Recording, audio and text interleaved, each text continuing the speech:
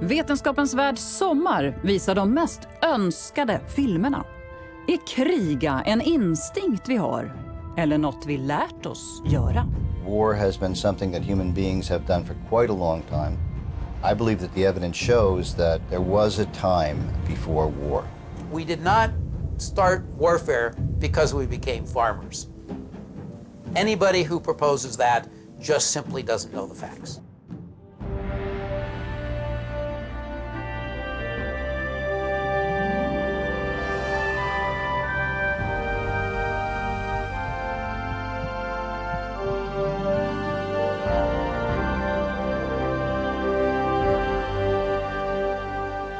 Välkomna. Ja, ibland kan man ju undra hur vi människor kan vara så våldsamma och göra varandra så illa. Den här filmen väckte en del diskussioner om vad som egentligen triggat våldet i oss och gett oss en så blodig historia. Vi ska på jakt efter människans första krig. We've talked about it with friends. You know, why did we go? Stuff like that. And would you rather have stayed home? Yeah, every single one of them. Every single one of them would have said, I'd rather stay home and not go to war. Soldiers don't want to go to war. Soldiers don't want to go to war.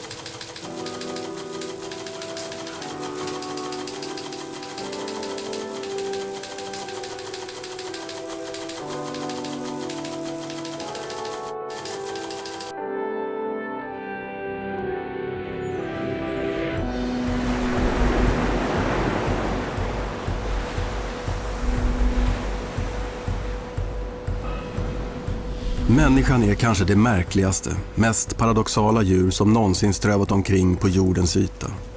Kapabel till total förödelse av sin miljö och sin omgivning, till och med sin egen art. Men människan har också en oöverträffad förmåga till samarbete, empati, kärlek och omtanke. Vilken är egentligen vår natur?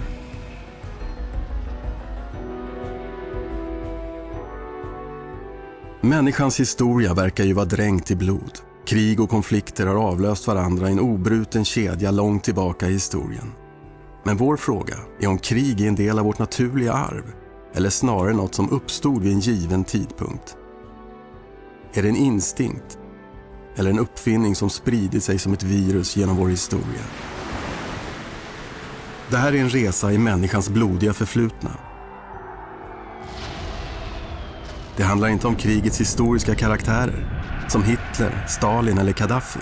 Det handlar om var kriget bor i dig och mig.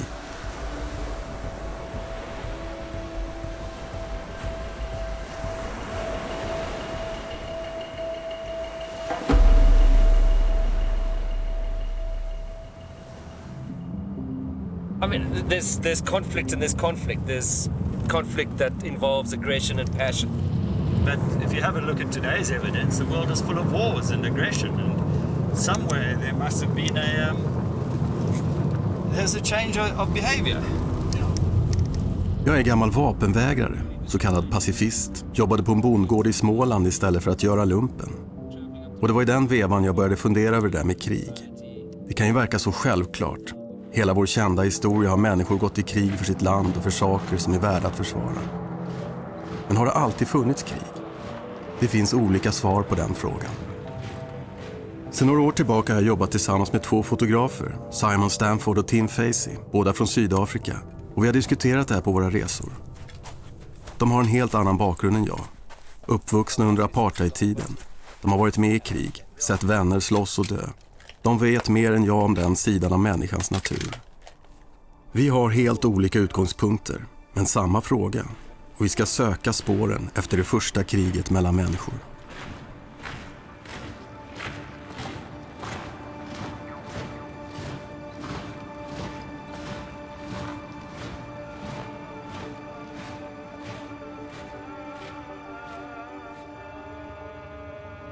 Och vi börjar i Jerusalem. Här ska vi träffa den amerikanska filosofen David Livingstone Smith, som har dykt djupt ner i människans mörka historia. Han kommer att bli vår guide på den här resan, för att hitta svaret på den komplicerade frågan om krigets ursprung. Human beings are simply ambivalent about harming one another. Right? So we have this interesting combination, don't we, of altruism and cooperation and violence. Det är kanske just det här, de två motsägelsefulla mänskliga dragen som gör den här frågan så fascinerande och samtidigt infekterad. För det vi ger oss in i är en ständigt pågående diskussion som egentligen handlar om det allra innersta mänskliga.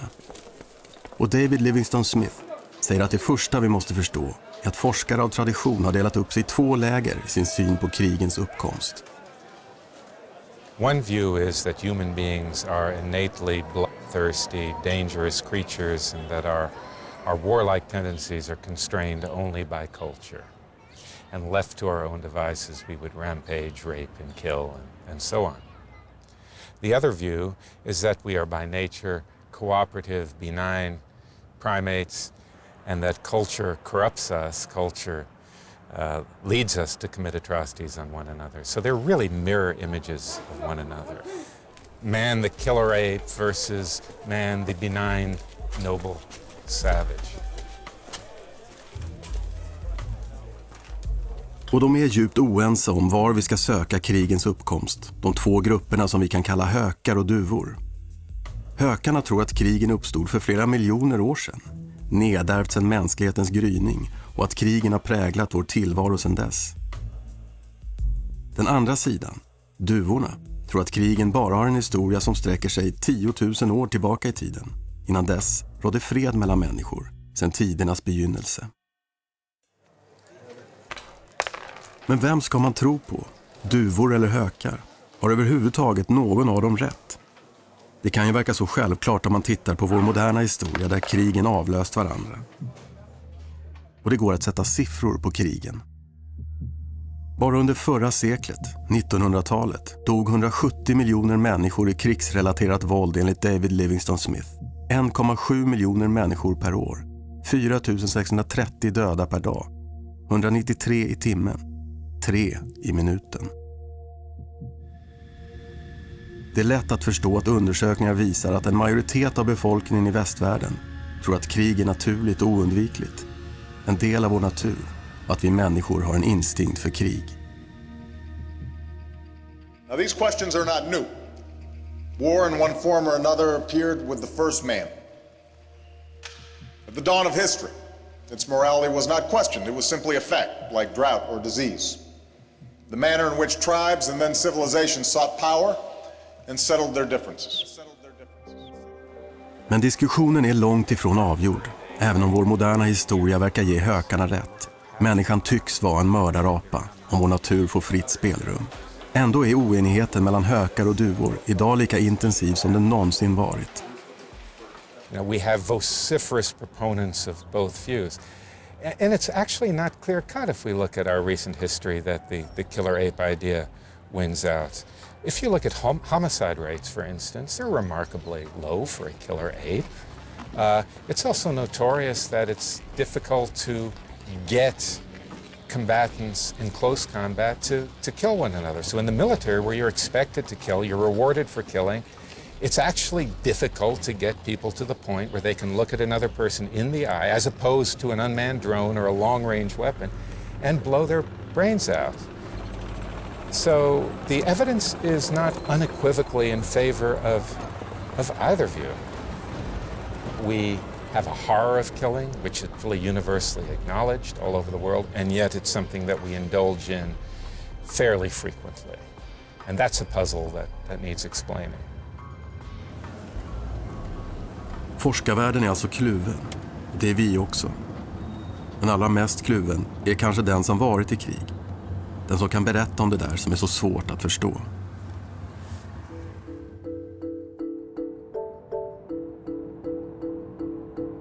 I signed up immediately after 9/11, the attacks. I lived in a part of New Jersey that you could see in New York City. It was a fixated kind of picture in your mind. New York was the Twin Towers. I've always pondered that question in my mind of what actually made some people sign up to the army and go to war. For me, it was just a feeling of what is right and wrong.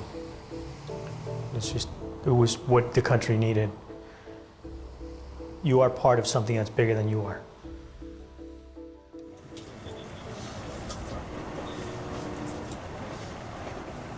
Det finns alltså olika förslag på vad vi ska börja leta för att hitta det där första kriget. Och vi bestämmer oss för att börja med den ena sidan, den som ligger närmast mig, hos duvorna, och träffar en av deras främsta förespråkare, en antropolog i New York.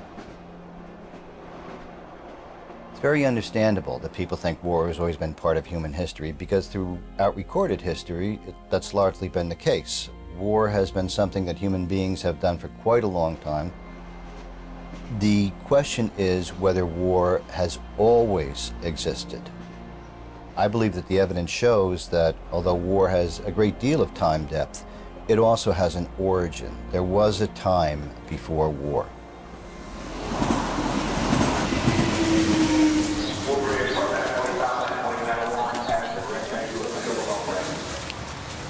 I'm a Darwinian.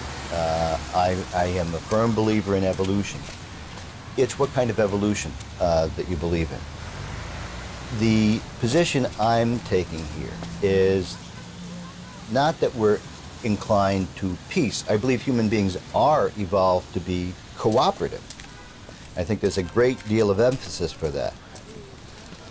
We are flexible, we're plastic, we are not inclined for or against war. We can learn either way. Brian Ferguson, en äkta New York-bo som har lämnat Manhattan för tillfälliga studier av indianstammar i Amazonas. Han började intressera sig för krigets ursprung på 60-talet, när bilderna från Vietnamkriget nådde honom. Och proteströrelsen fick honom att ifrågasätta den etablerade bilden, att krigen förklaras av ett genetiskt nedärvt beteende. Hans slutsats är istället att bilden av krigens historia har färgats av förutfattade meningar. The problem is that many people believe for either theoretical purposes or just from their life experience that human beings have always made war, and so they're skeptical about this. But if you're going with a science-based approach to these things, and if you were talking about something else that people didn't have opinion on, if you were talking about something like when was the goat domesticated, you would look for signs of domesticated goats, and when you found the signs of domesticated goats, you'd say, well, that's when it happened. Use that same procedure when it comes to war. Look for the evidence. When you find the evidence, that's when you date it to. When you find evidence that doesn't indicate war, there's not war before then.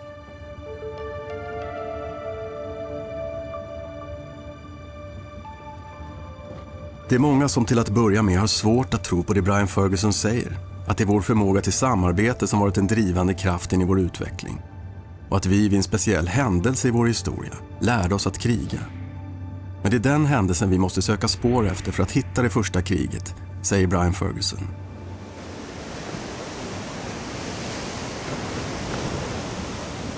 Istället för att titta på vår moderna historia ska vi förstå hur vi som art utvecklades i en helt annan verklighet. För att leva som samlare och jägare. För det är så människan och våra förfäder har levt under årmiljoner. Människor hade inga fasta bosättningar, följde djurens vandringar och klimatets växlingar. Det var ett jämlikt samhälle utan hövdingar och chefer, där allt handlade om att samarbeta och dela med sig för att överleva i en hård miljö. Här fanns inte plats för krig. Kriget fanns inte som idé. Det var inte uppfunnet än. Så brukar i alla fall duvorna inom forskningen beskriva samlar-jägarsamhällena. Men så för omkring 12 000 år sedan inleddes den stora förvandlingen av människans samhälle. Det arkeologer kallar den neolitiska tiden, den nya stenåldern, bondestenåldern. På några tusen år förändrades människans sätt att leva. Och det följde hand i hand. Människor började odla och bli bofasta. Byar växte fram, inhägnader, territorier. En styrande elit som kontrollerade ägor och människor. Och några tusen år senare Uppkomsten av städer, civilisationer, imperier och stater.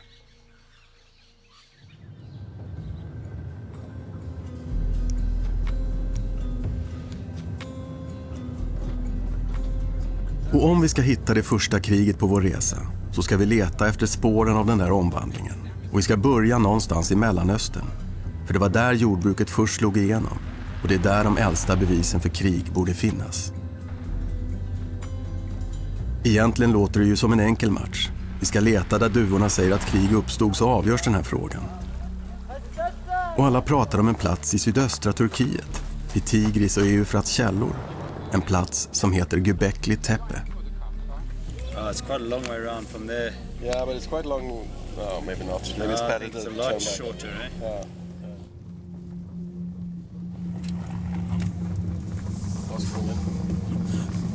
You told me to go off.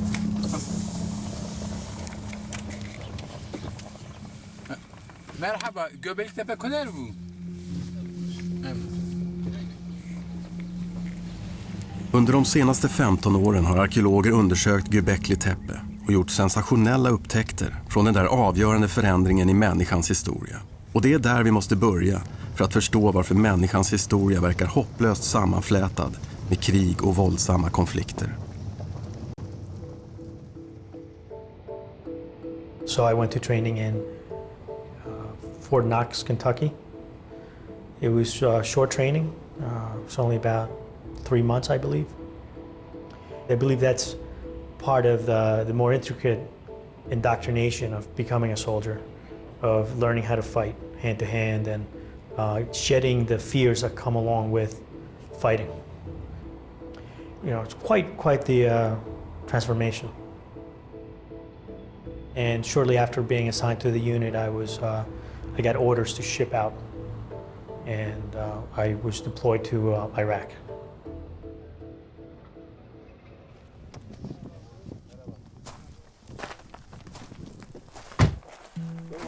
Good morning. I'm Martin Goodman. Nice to meet you. Göbekli Tepe. Här finns den första pusselbiten för att förstå jordbrukets uppkomst från kring 12 000 år sedan. Det är en av de allra mest omdiskuterade händelserna i människans förflutna. Och arkeologer har försökt vända ut och in på sig för att förstå vad som hände. Och det vi vill ta reda på, om det är den stora vattendelaren i människans historia. Från en värld utan krig till en med. It was a surprise that we have such monumental architecture already in the 10th millennium. Yeah. The temples in Malta are 4th, 3rd millennium. The pyramids are 3rd millennium. Stonehenge is 3rd millennium. So here we are in the 10th millennium. It means just after the Ice Age.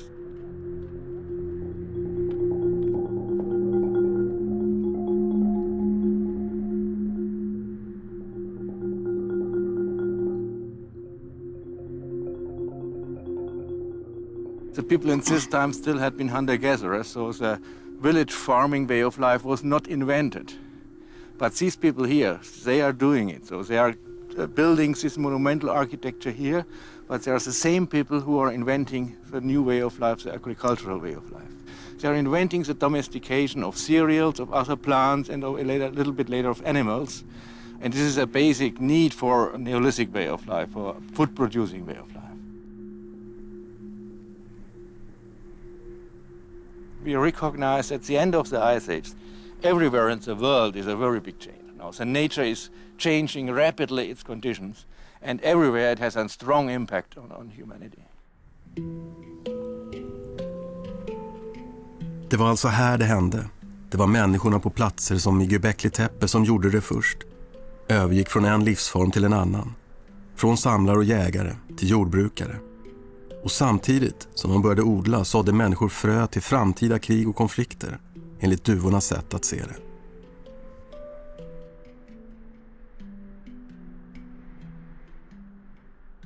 This is not a settlement, it's a sanctuary site.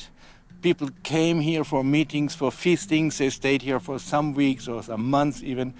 Religious impact was enormous. Their beliefs and their spiritual ideas and their rituals, they developed such monumental architectural forms. Hela den här kullen är full av såna här märkliga monument. T-formade utsmyckade stenar, 6 meter höga. Och de sägs föreställa människor. The T, the upper part of the T being the human head in profile, and the pillar's shaft being the body of a person. You can see the arm is coming down. You have here the hands, the fingers, the belt around the body, and from the belt down is a loincloth, a fox king. So we can understand this arrangement being like a meeting, an eternal meeting maybe, and our hypothesis why, what was the function of these structures, burials should be included here. So we have a lot of installations like the stone benches here. We didn't touch them so far, we didn't open it, but we expect that burials will be somewhere will be included, not everywhere but somewhere. Arkeologer har bara grävt ut en liten del av området än så länge. Man räknar med att det finns minst 300 såna här stenskulpturer gömda kvar under marken. Och de berättar någonting viktigt och avgörande om ett samhälle i förändring. What kind of changes do you think the birth of agriculture meant to It was a change from egalitarian societies to stratified societies, it's clear. So to produce such architecture, you need to be organized. You need to have specialists, and this means it was not an completely egalitarian society anymore. It changed step by step, and there had been some people who could tell us, now you have to do this, now you have to bring this 10-ton pillar here to the enclosure and so on. And this didn't happen in other regions in the world in this time.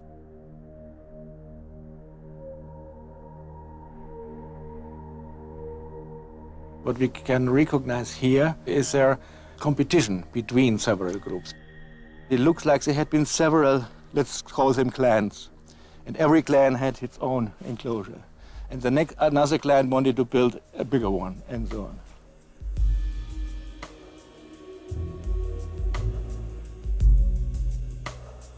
Även om det skiljer 12 000 år mellan oss och människorna i Göbekli Tepe är kanske inte avståndet så långt. Att bygga högsta stenpelaren var en lika viktig drivkraft då som nu. Idag självklart. Men då någonting nytt.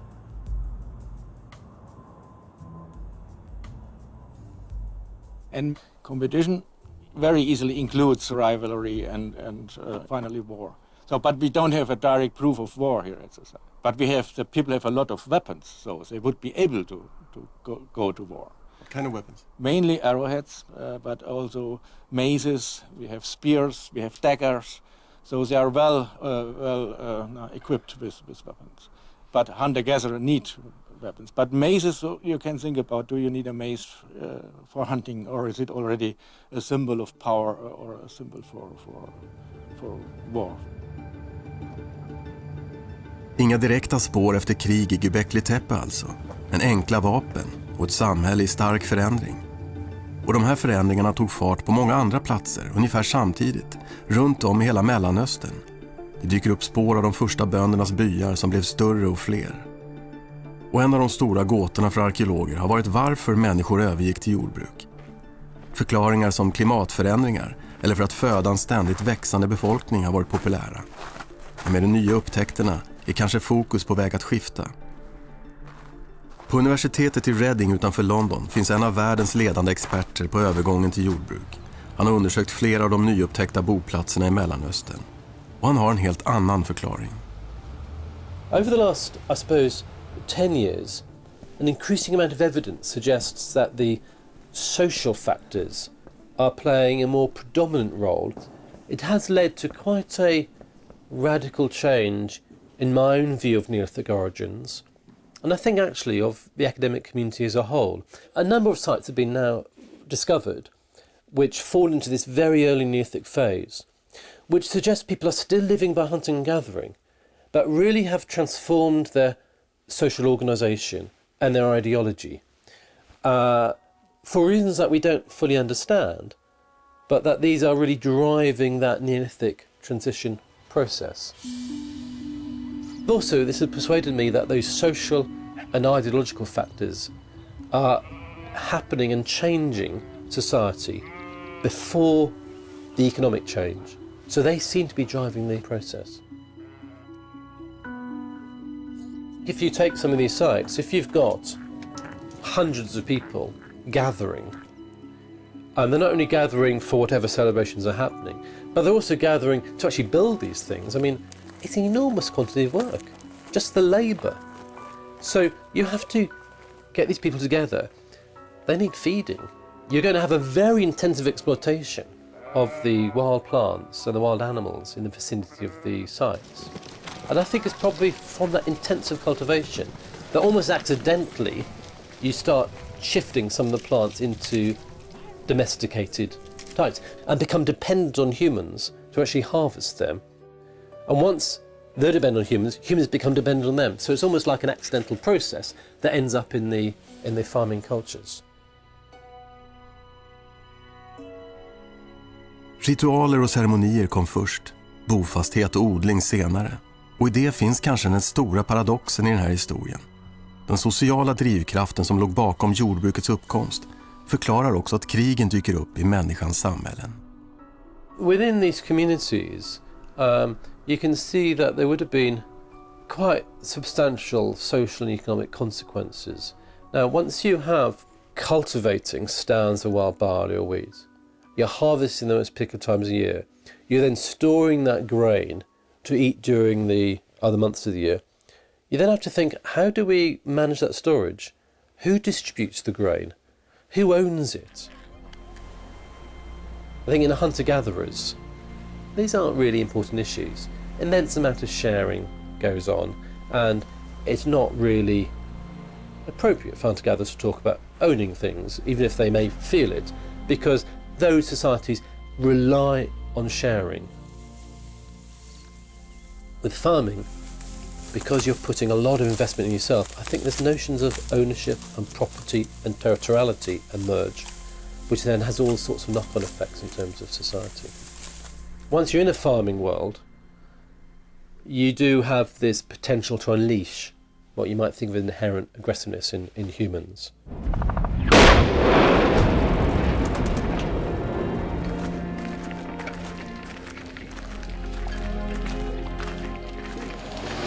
Kanske har vi i allt för hög grad låtit samtiden styra bilden av vårt förflutna.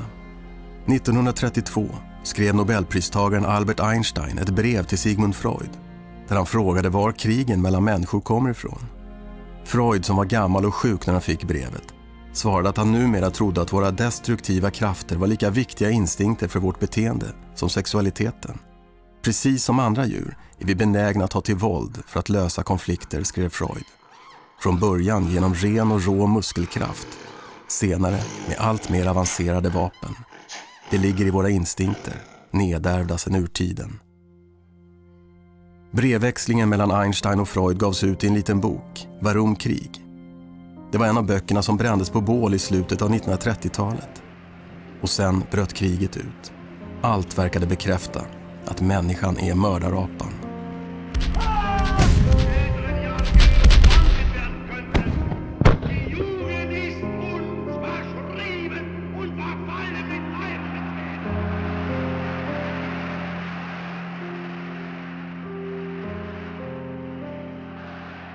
Men kanske förväxlar de två giganterna politiskt vansinne och människans vilja att höra samman med en instinkt för krig.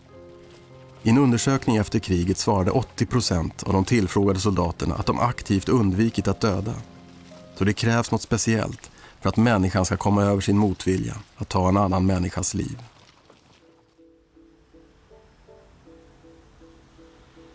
You start being exposed to more of the ugly side of life, violence. We were shown pictures of dead soldiers. They were trying to teach us who we were going up against and what their mentality was. So when you're put into an environment like that and you're seeing graphic pictures, uncensored, it makes you a different person. It opens up a whole different window that you can actually see the world with. You realize that there are bad people in the world, and that people are, doing all these horrible things. The feelings that we got out of it was scared.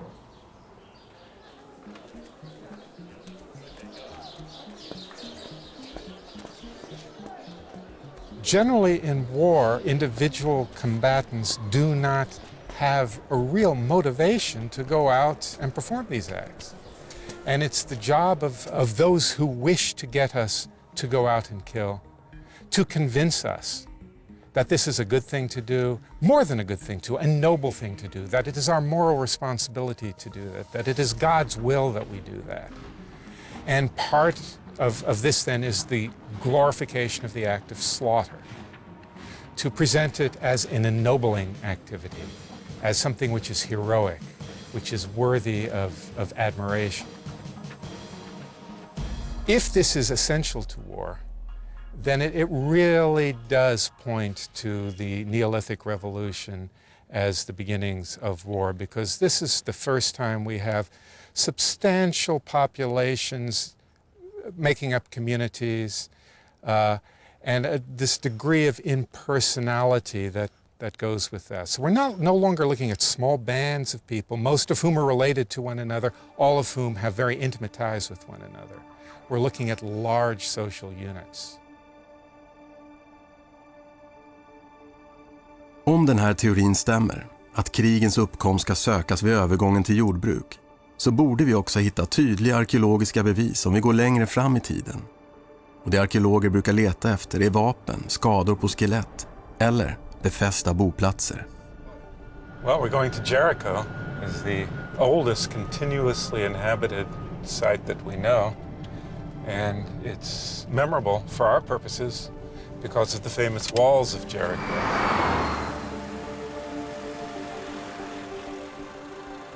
Hit till Jericho, på det vi idag kallar Västbanken, kom arkeologer från England på 50-talet, lockade av Bibelns berättelser om murar och människor. Och arkeologerna började gräva sig ner, djupare och djupare ner i kullen utanför stan, förbi lämningar från biblisk tid och ännu längre tillbaka i tiden, och hittade till slut spår av de första bönderna från neolitisk tid. Och märkligt nog fanns det murar där också. We need to ask ourselves, why were those walls there? And there's an obvious explanation for that. Those walls were there to keep people out. So this is a really interesting, a really, really early, freakishly early example of a fortified settlement. Upptäckterna i Jericho har fått stor betydelse i diskussionen om krigens uppkomst. Arkeologer hittade de första antydningarna i Göbekli Tepe, tydligare i platser som Jericho, och efter det nästan regelbundet. Krigen blev sedan en del av människans livsvillkor, de stadsbyggen och civilisationer som följde. Most of the fortified settlements that we know of were built considerably later. Jericho was a pioneering venture, and this was a massive architectural achievement. This was the New York City of the Neolithic period. Stenåldersbyn i Jericho är ett av de äldsta exemplen på att en större befolkning slog sig ner och blev bofasta för drygt 10 000 år sedan. Omkring 1000 år efter Göbekli Tepe i Turkiet. De har lämnat spår av enkla stenverktyg och pilspetsar efter sig. Men framförallt murar, 4 meter höga och något som kan tolkas som ett vakttorn. As soon as you start studying the history of war, you learn about Jericho. It's a central piece of evidence about the antiquity of war. It's not been uncontested. I mean, it has been argued that the walls of Jericho were designed as protection against flooding. To my mind, that's always been an implausible interpretation. I mean, if you consider the sheer scale of the structure, the amount of effort it took to build these very, very thick walls and this lookout tower as well, all of this evidence really points towards protection from people. So, you know, this is really the birth of war as we understand it today.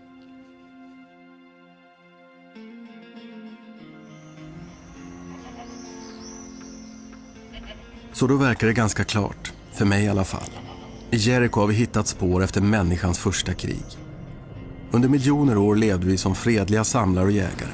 Men med jordbruket förändrades allt för en art som är samarbetande och solidarisk till sin natur. Och här skulle vår resa kunna vara över.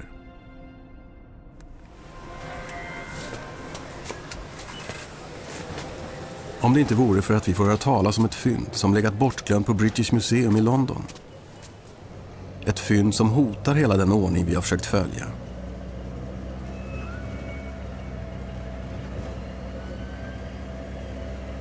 Någonting hände på en plats som heter Jebel Sahaba i Sudan som kan förändra hela bilden av människan och kriget. Nu ska arkeologen Rick Schalting undersöka skeletten tillsammans med museets personal för att se vad spåren på dem kan berätta. In some individuals you get up to, I think, over 30 cut marks all over the body. Concentrations on the limbs, of course, but also in the pelvic region. And It's certainly one of the earliest evidence for what we can think of as large-scale violence. We have to think that there's probably many more people involved in this conflict than we have here.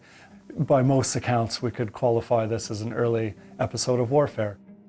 And it's also interesting to see that a number of the individuals have evidence for previous altercations. We do see injuries that suggest they were in fights prior to the last one that seems to have ended a lot of their lives. Ett gravfält med 58 döda, kvinnor, män och barn, alla svårt skadade. I några fall har man hittat flintspetsar som fortfarande sitter kvar i skeletten. Fynden gjordes redan på 60-talet, men har nu igen blivit intressanta för arkeologer som försöker förstå krigens ursprung. Och det är dateringen av skeletten som gör det märkligt. Jebel Sahaba is a very important site in this story because it is supposed to be dating to the final Paleolithic, so well before the appearance of agriculture. Some of that evidence is still being questioned and still being looked at, but certainly there's a much higher evidence for violence here than we would expect in a normal cemetery population. So the interesting question then becomes, why here, why at this time? Is there an explanation for it, or was this normally happening at this time throughout Northern Africa and Europe? Or is there something rather unique about the situation that again brought that kind of level of violence past a simmering point to the boil? Skeletten från Jebel Sahaba visar att något som åtminstone liknar krig fanns flera tusen år innan jordbruket var uppfunnet. Och det blir uppenbart för oss att om vi verkligen ska förstå mysteriet människan och krigen så måste vi lyssna också på de andra, hökarna. De säger att krigen bäst förklaras av nedärvda instinkter. We did not start warfare because we became farmers. Anybody who proposes that just simply doesn't know the facts. Här kan vi verkligen tala om en tvärvändning, 180 grader åt andra hållet. Vi har kommit till Harvard och möter arkeologen Stephen LeBlanc. Han säger att vi måste ge upp idén om ett fredligt förflutet. I don't believe in the noble savage. No, I think that foragers have way too much warfare to actually believe in the noble savage. It's just a nice myth. We wish it was true, and it's not true. People want people to be good. People don't like warfare. And we all would be happier if humans were inherently peaceful and that warfare was some odd, aberrant thing that happens from time to time. And that all we have to do is just behave just a little bit differently and there will never be any more warfare. We would all love that to be the answer. Humans compete and have warfare and have always, in my opinion, always done this. We're better off understanding what our real past was really like than making up stories that we would like to be true because it makes our problems less problematic. Om det är det första kriget vi är på jakt efter så har vi letat på helt fel ställe, säger Stephen LeBlanc. Istället måste vi förstå människans djupa förflutna. Och det är Darwins teorier som kan förklara krigens uppkomst. Det ligger i vår natur och har följt med människan genom årmiljoner.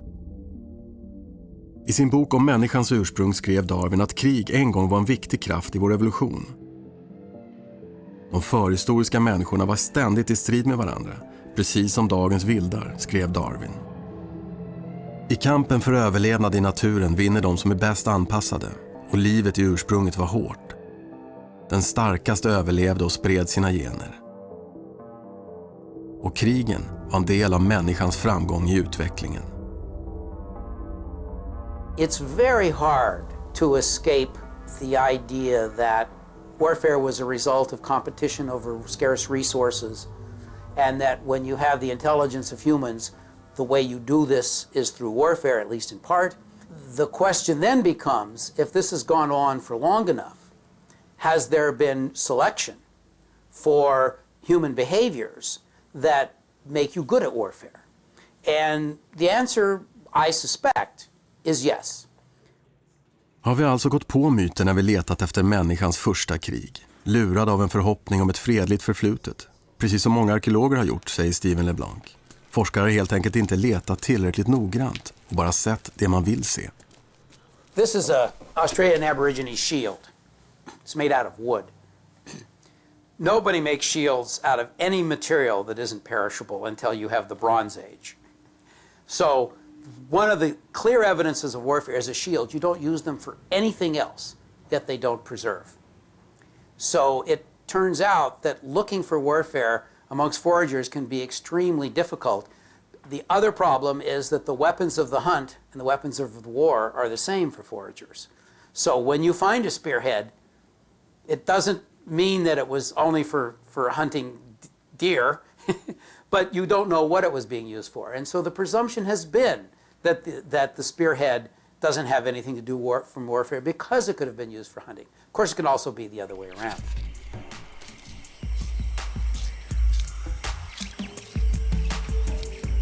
Istället för att leta efter svårtydda arkeologiska spår från de första krigen ska vi jämföra oss med våra närmaste släktingar.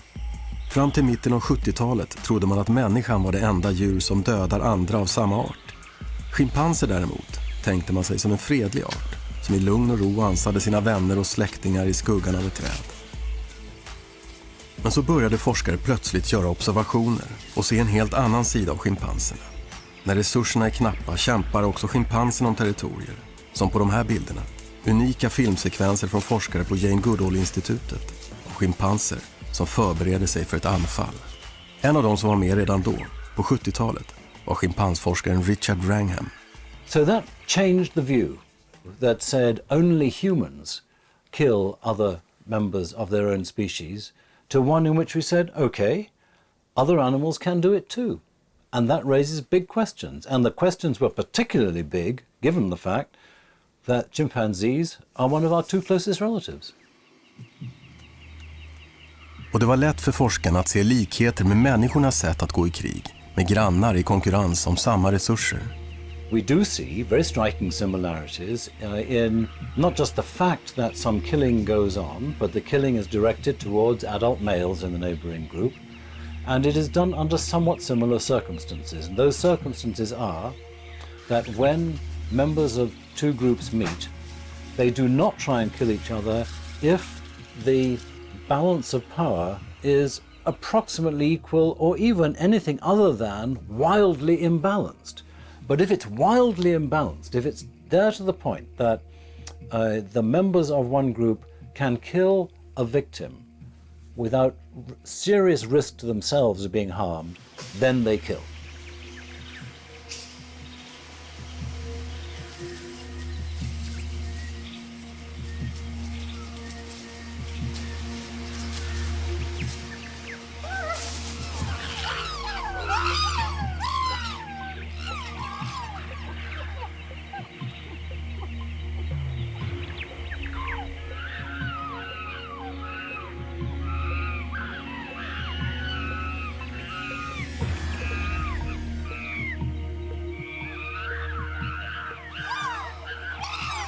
And so that's a very striking similarity. We can compare it and then we can say, well, what does it mean? And I think what it means is that natural selection has favored in chimpanzees and human males a tendency to take advantage of opportunities to kill safely. And the interpretation of why natural selection would have done that is that land is always short if you are a chimpanzee or a hunter-gatherer. So if they are able to kill members of neighboring groups, then they're able to get more territory and therefore lead to higher reproductive success. What natural selection has done is to favor a drive for intergroup dominance, a very strong motivation in males to achieve dominance over neighboring groups, which includes killing members of neighboring groups when it is completely safe to do so.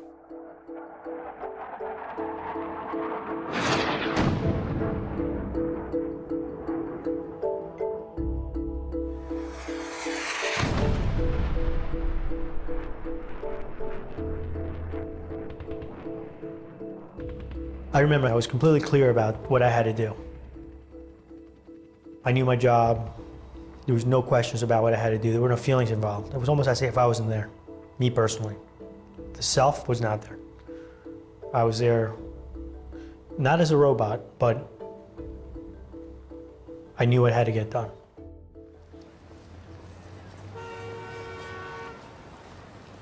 I believe the deep roots are rooted in the genes of all animals. The question is, have humans been selected for certain kinds of behavior that makes them more willing to automatically want to fight, to be good at it? That's a much more difficult question. I think there is evidence to that. There is an appalling record in the human species of males killing members of neighboring groups. You might think this is just something that happens in nature, but it doesn't. In most species, males do not go out killing members of their own species. It's an unusual phenomenon. It happens in a few species, and humans happen to be one of them. So it raises the question of why should it be us? Is it just chance? Is it purely cultural? It's got nothing to do with our biology? Or do we follow the same principles as other animals? Human males are good at doing this. They seem to have been doing good at this as far as we have evidence for in the past. And if you want to call that the killer ape model, then yes, then that's the right answer.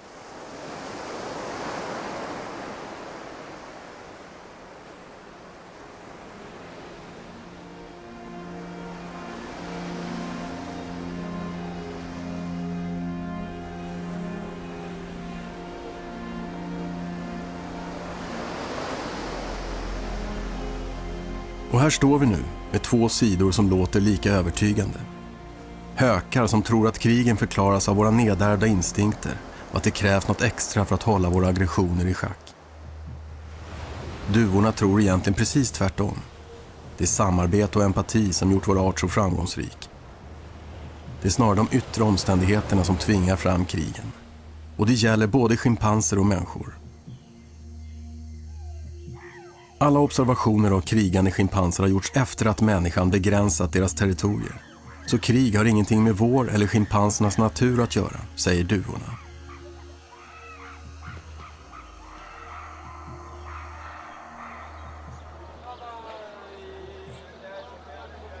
Men kanske har vi gjort det för lätt för oss när vi sökt förklaringen till krigens ursprung antingen i den ena eller den andra sidan. Frågan är om det nu till slut går att få ihop bilden. Hökar och duvor. War isn't in our genes, that's for sure. There's no gene for war because war is unthinkable without culture and genes don't code for culture. There are features of human nature that make war possible that are certainly, in some sense, in our genes. What we can say is a tendency to be suspicious of strangers is perhaps something which is genetically fixed. Certain kinds of response to competition for resources or to threat. But these are all constrained by other factors. I mean, we're culturally embedded animals.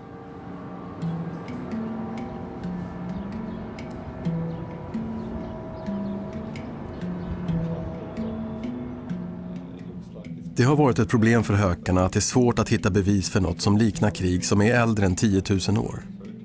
Ett av de få exemplen som finns är skeletten på British Museum från ett gravfält Sudan, Jebel Sahaba. Men frågan är om det exemplet är undantaget som bekräftar regeln om krigen och jordbruket. There's that question of the context of those places that we have before the Neolithic are quite often unusual places in the landscape. They're places near major rivers or constrictions of major rivers, or they're places along very productive stretches of coastline. So these are places that might be experiencing higher population densities and have rich resources that are worth fighting over. So it's not so much, again, the appearance of farming, it's that farming made more general that lifestyle that we see only in certain hotspots before that.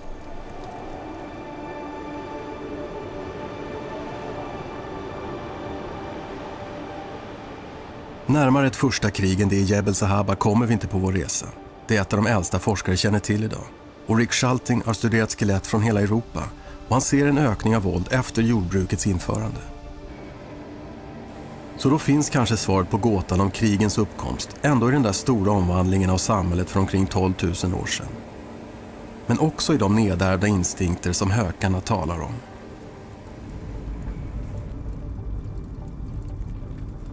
Nu börjar ett svar på gåtan om krigens uppkomst av form, för mig i alla fall.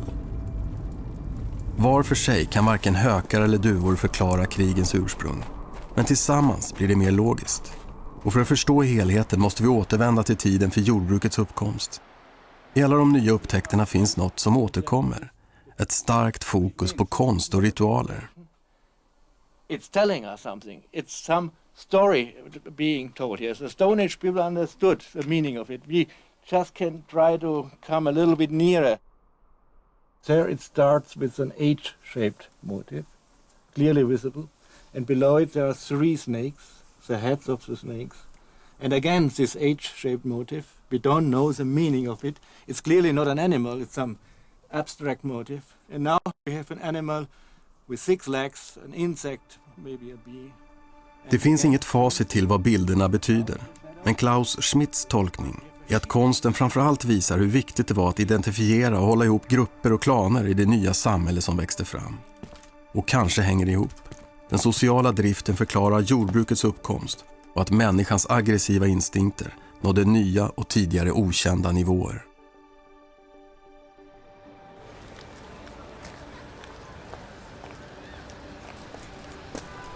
Our species is extraordinarily social. I mean, we're so sociable that it gets dangerous for us because we're only interested in one another. As population increased, resources became scarcer and scarcer. And then it became advantageous for these tightly knit, highly social, altruistic communities to compete with one another for resources. And then, of course, you get war and you get violence. And part of our makeup seems to be a tendency to cut the world in terms of us and them, insiders and outsiders. Vår nedärvda lust att vara tillsammans, vårt symboliska tänkande, konst och ritualer. Det är i de delarna som krigets uppkomst och jordbruket hänger samman. We live in a world of imagined communities. We were here in Jerusalem. People will talk about the Jewish community or the Muslim community. Well, these are invented communities. A community is a group of people whose lives are intertwined, who recognize one another, who see one another. These are incredible abstractions. Most members of the so-called Jewish community have never encountered one another and never will encounter one another. So it is a purely imagined community. But what we can do as human beings is we draw these very interesting boundaries and we can modify them and shift them and extrude others, subgroups from our group who are then placed as the enemy to be destroyed, or we can form alliances and include others into our group. And of course, when you exclude, then the scene is set for a further denigration of the excluded ones, leading ultimately to license for terrible atrocities, which we find, of course, littering our history.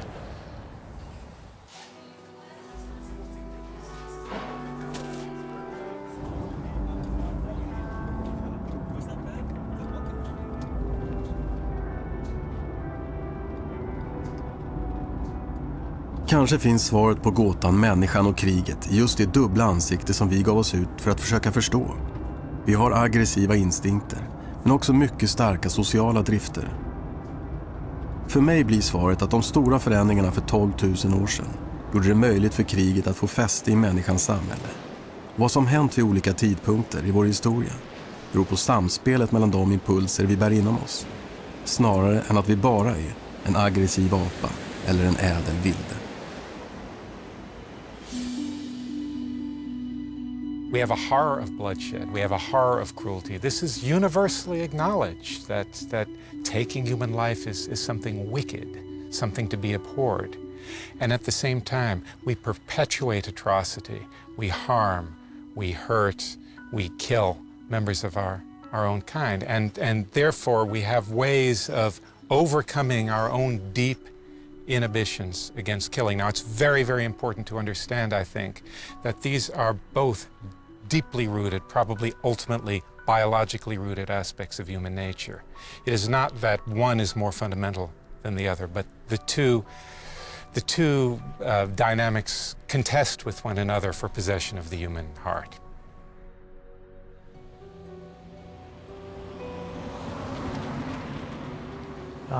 There's an anxiety that's not normal. You know, you just don't want to do it. You wish that you don't have to do it.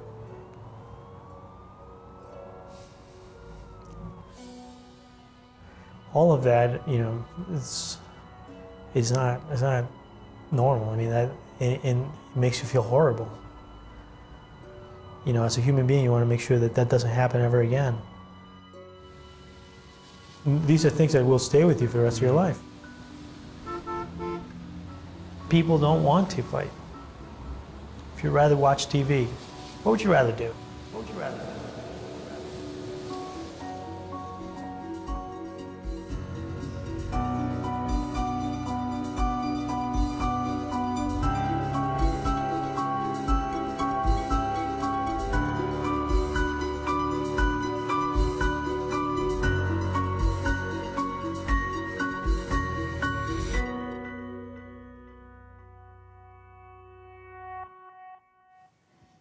Nästa vecka ska vi titta närmare på den ekonomiska krisen.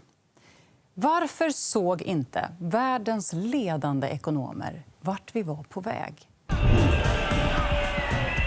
It's insane to have a model of economics, the macroeconomy, that excludes bank money and debt. Banks create money out of thin air.